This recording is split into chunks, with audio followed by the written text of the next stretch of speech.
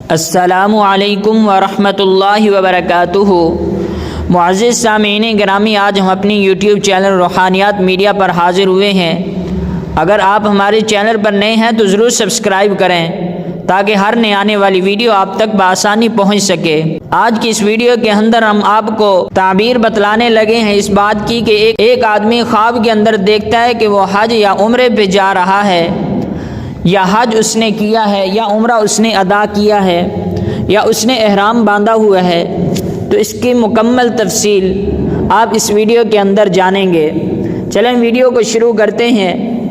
حضرت ابن سیرین رحمہ اللہ، جو تعبیر رؤیا کے بہت بڑے امام ہیں، انہوں نے فرمایا کہ اگر خواب میں دیکھے کہ اس نے حج کیا تو حق تعالیٰ اس کے نصیب میں اچھا کرے گا، یعنی اس کو اچھی کوئی چیز ملنے والی ہے، اس کے حصے میں کوئی اچھی چیز آنے والی ہے۔ اور فرمایا کہ اگر بیمار یہ خواب دیکھے تو وہ شفا پائے گا، اور اگر قرض دار دیکھے تو قرض سے فارغ ہوگا، اور اگر مسافر دیکھے تو وطن کو سلامتی سے واپس آئے گا، اور اگر خواب میں دیکھے کہ حج کو گیا ہے اور حج نہیں کر سکا تو دلیل ہے کہ عمر دراز ہوگی اور کام نظام سے ہوگا، کام درست اور با انتظام ہوگا۔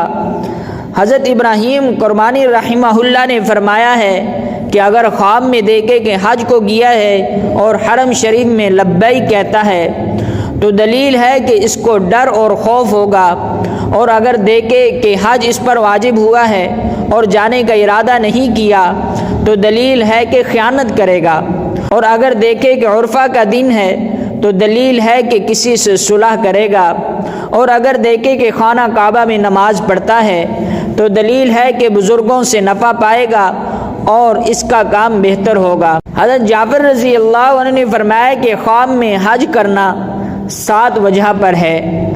نمبر 1 نکاح کرنا، نمبر 2 کنیز خریدنا یعنی باندی، نمبر 3 عادل بادشاہ کی زیارت کرنا، نمبر 4 نیکی، اور نمبر 5 نیک کام کی کوشش کرنا، نمبر 6 ثواب کی اجرت پانا، نمبر 7 اہل علم کی صحبت میں جانا۔ تو اگر آپ کو ہماری ویڈیو اچھی لگی ہے تو ضرور سبسکرائب کریں تاکہ اسی طرح کی ہر نئے آنے والی ویڈیو آپ تک بآسانی پہنچ سکے۔